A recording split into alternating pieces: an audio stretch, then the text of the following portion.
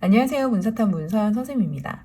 이번 시간에는 선생님이 6, 9월의 내용을 정리하는 이러한 영상으로 학생들과 함께 공부를 해보려고 합니다. 하나하나를 다 짚어주는 건 아니고요. 이 선생님이 올려준 이 파일을 어떻게 공부해야 되는지에 대해서 가이드 영상? 이런 거라고 생각하시면 돼요. 선생님이 댓글란에 링크를 걸어둘게요. 그러면 그 링크를 타고 가셔서 파일이 있을 겁니다. 그럼 그 파일을 다운받으시면 하나는 올해 6, 9월을 주제별로 묶어놓은 거거든요. 그러니까 사회문화 현상을 바라보는 관점이면 관점 문제만 이렇게 되어 있고, 그 다음 여기 불평등 현상을 설명하는 이론이라고 했었을 때에는 계층론, 계급론이겠죠? 이렇게 두 문제가 이렇게 들어가 있는 거죠. 그러면 이렇게 주제별로 쭉 편집되어 있는 거 왼쪽에 놔두시고, 그리고 테스트지를 오른쪽에 둡니다.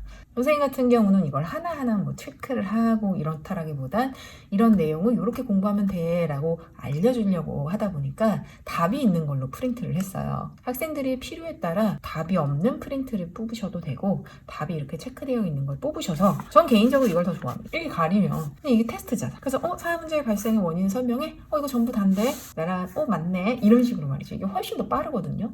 그러니까 뭐 이거는 학생들이 정하시면 됩니다.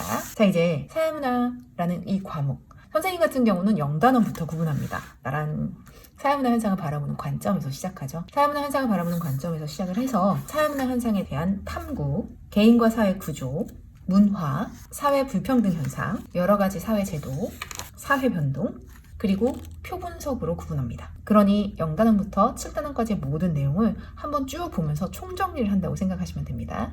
자, 사회문화 현상을 바라보는 관점에서부터 선생님과 함께 시작해봅니다.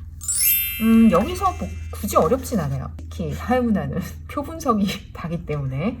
그럼 여기서 볼만한 건 무엇이 있느냐? 바로 이거죠. 이 0단원, 사회문화 현상을 바라보는 관점 중에 좀 눈여겨볼 만한 것이 무엇이 있냐면, 계급론에서 사회 불평등 현상을 구분하는 기준은 바로 생산수단입니다. 경제적인 요인 하나밖에 없죠. 그에 비해서 계층론에서 사회 불평등 현상을 구분하는 기준은 세 가지라고 볼 수 있어요.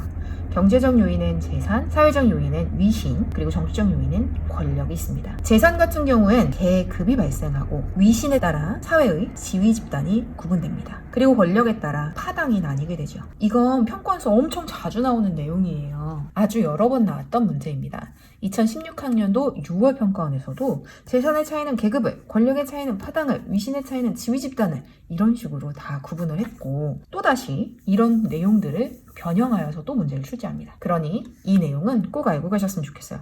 선생님, 그럼 이게 나왔나요? 네, 나왔습니다. 여기 볼까요? 여기 보시면 A, 이거 계급론입니다. 계급론을 나누는 기준 하나죠. 생산수단. 그런데 이를 통해 자본가와 노동자가 구분됩니다. 그에 비해 이 계층론, 아주 예쁘게 써있죠. 재산, 위신, 권력에 따라 나뉜다고 말이죠. 이게 그냥 학생들이 문제를 풀 때 계급, 계층 이러고 끝이거든요.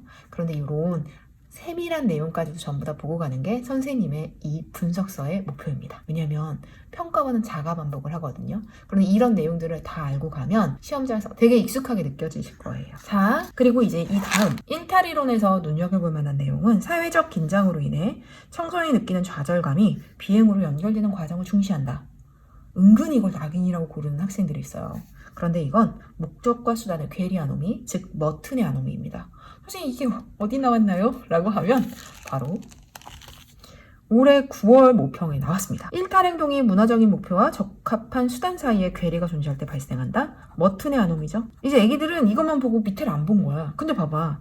사회적 긴장으로 인해 청소년이 느끼는 좌절감이 비행으로 연결되는 과정을 관찰한다라고 하면 바로 목적과 수단의 괴리 아노미인 거죠. 그러니 이런 내용들을 보고 가라고 선생님이 이 분석서를 만든 겁니다. 왜냐? 가장 기본 중에 기본이거든요. 자, 이제 0단원은 이제 별로 어렵지 않으니까 나머지에서 알만한 건 딱히 없죠. 너무 반복돼서 많이 나오는 내용들이고, 그래서 두 번에 걸쳐서 나왔습니다. 경험적 자료를 통해서 연구되는 것, 경험적 자료를 통해서 연구되는 것, 둘 다입니다. 둘 다. 왜냐면 경험적 자료라는 건 객관적 자료를 얘기해요. 수치 자료, 통계 자료로 놓고 봐도 괜찮습니다. 누군가 경험적으로 검증해서 맞다 틀리다 사실 판단할 수 있는 자료들을 경험적 자료라고 하거든요. 그러니 사회문화 현상에서도, 그리고 자연 현상에서도 둘 다 사용될 수 있습니다. 마찬가지로 보편성도 둘 다입니다. 보편성과 특수성이 공존한다고 한다면 이거는 사회문화에만 해당되죠. 자, 그리고 2단원. 이번에 9월에 나와서 아이들이 많이 틀렸죠. 영화배우 A가 맡은 배역은 성취주의가 아닙니다. 왜냐면 영화배우 A가 어떠한 영화 속에서 그 배역을 맡았다고 이 사람이 실제 사회 속에서 맡는 지위 이거와는 다르거든요. 안녕하세요. 저는 엘사입니다. 이러고 다니진 않는단 말이죠. 그러다 보니까 영화배우가 맡는 배역은 얘는 성취주의가 아니구나. 당연히 귀속지위도 아니에요. 이건 지위라고 볼 수 없는 거예요. 그리고 이 영화배우가 자신의 역할을 하기 위해서 직접 사냥한 고기만으로 식사를 하는 것, 이런 건 역할 행동이다라고 하는 부분이 올해 나왔죠. 꼭 확인하고 가세요. 그리고 사회집단, 사회조직입니다. 결합의지에 따라 사회집단만 구분하면 바로 공동사, 이익사에 구분했으면 좋겠다라고 여러 번 이야기를 해요. 학생들에게. 이 영상을 보는 학생들도 이런 걸 꼭 구분했으면 좋겠습니다. 접촉 방식에 따라서라면 1차, 2차. 물론 여기 하나 더 있습니다. 소속감에 따라서라면 내 집단과 외 집단이 구분됩니다. 그런데 이건 선생님이 여기서 확인하기는 어렵고 지문 속에서 이 지문 안에 해당 당사자가 어느 상황에 처해 있는지를 봐야지 알 수 있는 거죠. 형식적, 수단적 인간관계다라고 이야기하면 2차 집단을 이야기하며 전인격적 관계가 지배적으로 나타난다라고 한다면 1차 집단이라고 할 수 있습니다. 그리고 선생님이 여기서부터 변형의 형태로 엄청 많은 내용을 썼어요. 엄청 많죠. 공동사회 1차 집단이다. 1차 집단은 공동사회니 이익사회는 모두 2차 집단이야. 이런 거. 이게 왜냐면 올해 9월에 나왔습니다. 어디에 나왔는지 확인해 볼까요? 바로 올해 9월 8번 문제였습니다. 모든 C는 B에 해당하며, 즉 모든 2차 집단은 이익사회에 해당하는 거죠. 그런데 이게 지금은 2차 집단이 모두 이익사회에 포함돼 이거를 보여줬지만 실제 내용상으로는 비공식 조직은 모두 1차 집단일 것이며 그리고 공식 조직은 모두 이익사회일 것입니다. 그러니 다른 사회 집단 혹은 사회 조직들이 각각 어떤 포함 관계를 갖고 있는지 개념상 포함은 아니에요. 예를 들면 어떤 경우냐면 공동사회랑 1차 집단이 같은 개념이 아니에요. 하지만 공동사회에 속하는 사회 집단이 2차 집단일 경우는 없는 건 거죠. 다 대면적이고 그 다음 전인격적 관계로 만난 관계들이니까요. 그래서 공동사회는 모두 1차 집단은 맞는 말입니다. 그렇다고 모두 1차 집단이 다 공동사회는 아닙니다. 이 부분 꼭 확인하고 가셨으면 좋겠습니다. 그리고 문화 파트는 실제로 많이 학생들이 틀리지 않아요. 다만 이런 핸드폰 보급에 비해서 에티켓이 부족한 것, 이거 우리 문화지체 현상이라고도 볼 수 있습니다. 물질 문화는 엄청 빠르게 발전했는데 그에 비해서 규범이 따라가지 못해서 이런 사회적인 문제가 발생할 때 우린 이걸 병리적 현상이라고 이야기할 수 있다는 거. 자, 이거 외에도 4단원 사회보험제도에서 선생님이 조금 욕심이 있어요.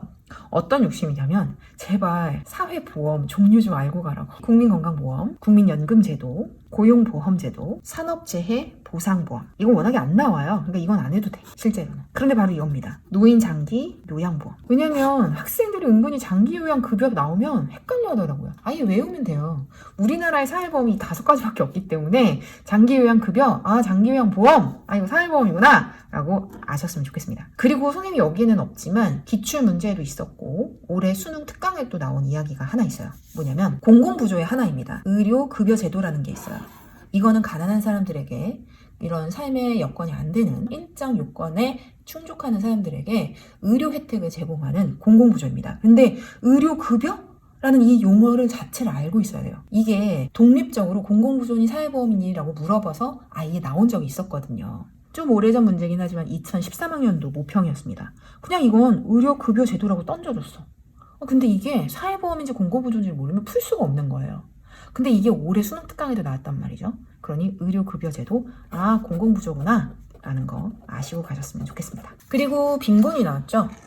빈곤선과 빈곤율. 자, 선생님이랑 같이 빈곤 공부했으니까 최저생계비 그리고 2분의 1베타, 위에는 빈곤선 그리고 아래는 빈곤율로 표현하는 거 기억나시죠? 이 형태에서 최저생계비보다 2분의 1베타가 오른쪽에 있으면 절대 빈곤율보다 상대 빈곤율이 더 크고 절대 빈곤에 해당하는 모든 가구들은 다 상대 빈곤에 해당됩니다. 반대로 상대 빈곤에 해당하는 가구들이 전부 다 절대 빈곤에 들어가는 건 아니에요. 그리고 특히 이 23번처럼 상대적 빈곤 가구가 절대적 빈곤 가구보다 많을 경우 중위소득 대비 최저생계비의 비율은 50% 미만이다는 맞는 말이라는 거. 이거 여러 번 출제됐어요.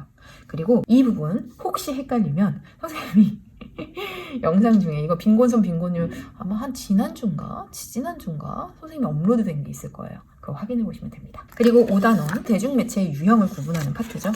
그리고 사회변동이론. 근데 실제로 사회변동이론 중에서 선생님이 가장 많이 질문받는 것 중에 하나가 이거예요. 일정한 양상, 일정한 양상의 반복, 그리고 일정한 방향성. 이 내용은 선생님이 또 아시죠? 선생님의 채널에 업로드되어 있습니다.